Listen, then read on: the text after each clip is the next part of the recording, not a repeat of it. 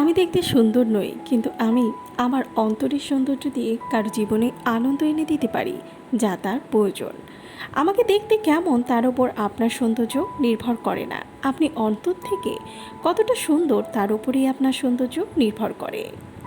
নির্দিষ্ট লক্ষ্য, ক্রমাগত জ্ঞান সঞ্চয় করা, কঠোর পরিশ্রম ও হার না মানা মনোভাব, এই চারটি জিনিস যদি মেনে চলো তাহলে যে কোনো কিছুকেই লাভ করতে পারবে। সামাজিক, রাজনৈতিক, আধ্যাত্মিক সব ক্ষেত্রেই যথার্থ কল্যাণের একটি ভিত্তি আছে। সেটা হলো যে আমি ও আমার ভাই এক। সব দেশে সব জাতির পক্ষে এ কথা সমানভাবে সত্য।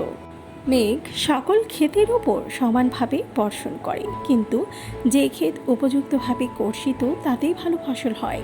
কিন্তু যে ভূমি ভালোভাবে কর্ষিত নয় তা কিন্তু ওই বৃষ্টির ফল লাভ করতে পারে না। এটা কিন্তু মেঘের অপরাধ নয়। জগতে এই যে সৃষ্টি শক্তি দিনরাত কাজ করছে, এটা যাপন। এটা যদি কিছু সময়ের জন্য বন্ধ থাকে তবে এই জগৎ ধ্বংস হয়ে যায়। এমন সময় কখনো ছিল না যখন সমগ্র জগতে এই শক্তি কার্যকরী ছিল না। সব সবই ব্রহ্মস্বরূপ। প্রত্যেক আত্মাই যেন মেঘে ঢাকা সূর্যের মতো। একজনের সঙ্গে আরেকজনের তফাৎ কেবল এই যে কোথাও সূর্যের উপর মেঘের আবরণ ঘন, আবার কোথাও সে আবরণ একটা পাতলা।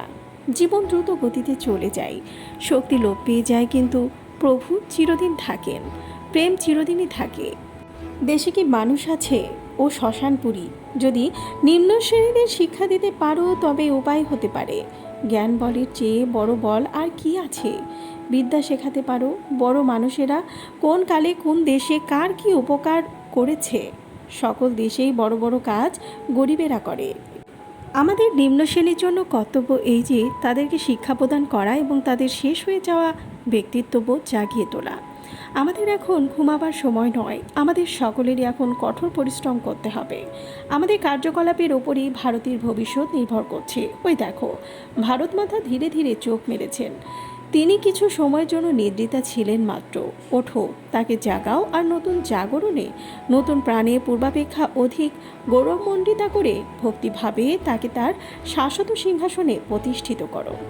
আমাদের জীবন অতীতকালে মহৎ ছিল, তাতে সন্দেহ নেই, কিন্তু আমি অকপটে বিশ্বাস করি যে আমাদের ভবিষ্যৎ আরও গৌরবান্বিত।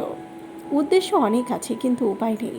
আমাদের মাথা আছে, হাত নেই। আমাদের বেদান্ত মত আছে, কিন্তু কাজে পরিণত করার ক্ষমতা নেই। আমাদের বইয়েতে মহা সাম্যবাদ আছে, আমাদের কাজে মহাভেদ বুদ্ধি।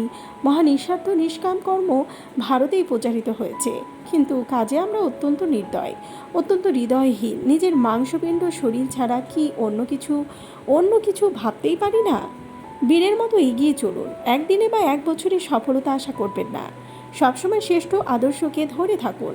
দৃঢ় হন, ঈর্ষা এবং স্বার্থপরতাকে বিসর্জন দিন। সত্য, স্বদেশ ও সমস্ত মানবজাতির কাছে চিরবিশ্বস্ত হন। তাহলে আপনি সমস্ত জগৎ কাঁপিয়ে তুলবেন। মনে রাখবেন, ব্যক্তিগত চরিত্র এবং জীবনই শক্তির উৎস, অন্য কিছু নয়।